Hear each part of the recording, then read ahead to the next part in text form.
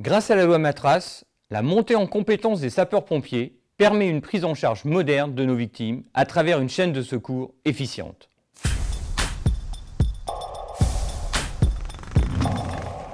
Je suis heureux de vous retrouver aujourd'hui pour aborder deux sujets essentiels de notre activité de sapeur-pompier. Les secours et soins d'urgence à l'aune de la loi Matras et la santé en service.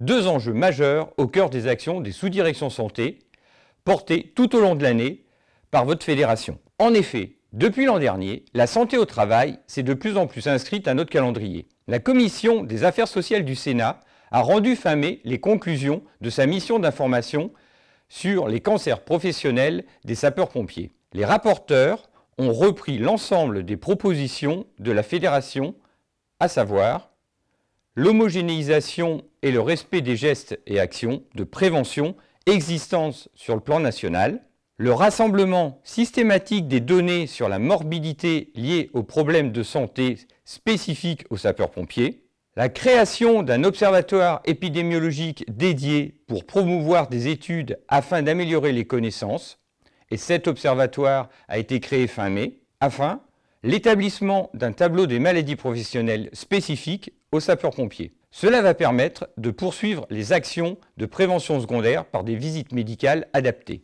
Car protéger ceux qui nous protègent est un devoir et la fédération sera toujours là pour le défendre.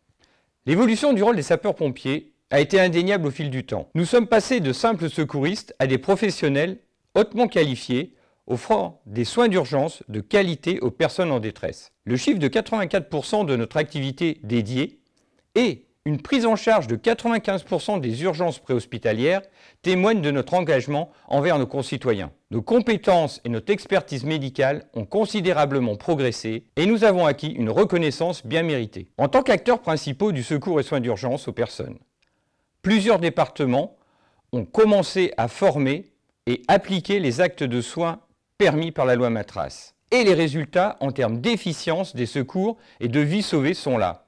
Nous sommes véritablement devenus soldats de la vie. Cependant, malgré ces avancées encourageantes, des défis subsistent. Depuis Toulouse, la situation dans les hôpitaux ne s'est pas améliorée. Nous subissons toujours la sursollicitation des moyens sapeurs-pompiers pour pallier les fermetures des urgences. Ces manquements à l'offre de soins impactent grandement l'ensemble du fonctionnement de nos services, tant sur de la disponibilité des effectifs que sur l'augmentation de nos coûts. Vacations, carburant, etc. Le financement des services d'incendie et de secours s'est donc invité dans nos réponses aux secours et soins d'urgence aux personnes. Le but est de trouver un financement pérenne et global. Global, c'est-à-dire non rattaché à un véhicule ou à un type d'intervenant, car nous apportons une réponse homogène à nos concitoyens.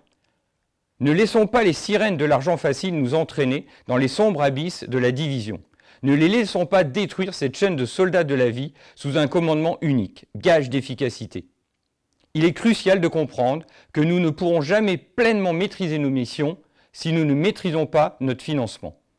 Pour continuer à garantir cette réactivité opérationnelle et préserver la confiance citoyenne, nous devons avoir la pleine maîtrise de la compétence SUAP, la gestion des moyens dédiés et le rôle premier dans l'urgence préhospitalière. La loi doit clairement affirmer la possibilité pour les services d'incendie et de secours d'adapter leurs moyens pour les missions non urgentes d'assistance aux personnes, ainsi que leurs compétences en matière de gestion de crise. Car la diversité et la complémentarité de nos compétences, associées à notre expertise médicale, font des services d'incendie et de secours le seul service capable de répondre aux crises. Pour véritablement consolider notre rôle, nous devons aller plus loin dans notre ambition de porter la compétence des sapeurs-pompiers en la matière. Le service de santé est la clé de voûte de notre mission. Sans ce pilier essentiel, notre compétence et notre efficacité dans le secours d'urgence aux personnes seraient gravement compromis. Il est donc indispensable de garantir des officiers santé de qualité. Et pour que nous puissions choisir de tels officiers, il faut que nous soyons attractifs. Cette attractivité passe par une refonte des statuts. Aussi, nous soutenons la proposition de loi du député Grelier visant à assurer la pluridisciplinarité d'exercice de tous nos professionnels de santé.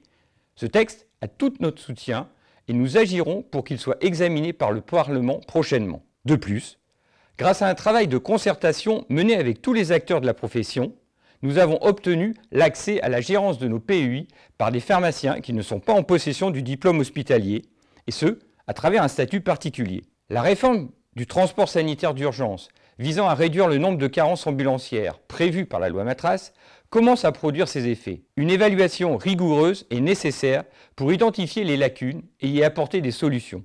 Malgré les avancées positives que nous avons pu observer à la suite de la loi citée, certaines lacunes et insatisfactions méritent d'être soulignées. Ces points nuancent négativement les apports de cette loi et mettent en lumière des aspects sur lesquels des améliorations sont nécessaires. Lors du dernier congrès national, le ministre de la Santé et de la Prévention, M. Aurélien Rousseau, avait annoncé plusieurs mesures cruciales, notamment la généralisation des jonctions entre les sapeurs-pompiers et les ambulanciers, un accueil dédié aux services d'accueil d'urgence et la représentation de notre fédération au Comité national des urgences hospitalières. Malheureusement, ces annonces n'ont pas été mises en œuvre, laissant le professionnel de terrain dans l'incertitude, limitant l'efficacité de notre système de secours, alors que de nouvelles difficultés se profilent à l'horizon. Par ailleurs, la mise en place du 112 comme numéro unique d'appel d'urgence serait une avancée significative. Mais pour qu'elle soit pleinement efficace, nous devons compléter le dispositif avec des plateformes départementales de réception des appels d'urgence.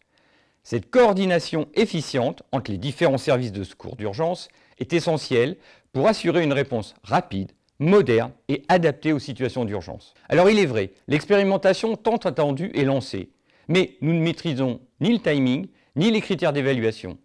Et ceci est un point de vigilance, car l'organisation d'un système ne se juge pas sur des critères médicaux, mais sur des critères organisationnels. Nous sommes et nous serons vigilants pour que cette expérimentation ne soit pas dévoyée par des résultats dus à une vision faussée de l'appréciation. Ces plateformes interservices doivent voir le jour dans tous les départements pour améliorer la réactivité et la coordination des secours. Nous ne nous posons pas autant de questions lors des situations de crise quand nous réunissons tous ces services dans un même lieu. Pourquoi se les poser au quotidien ?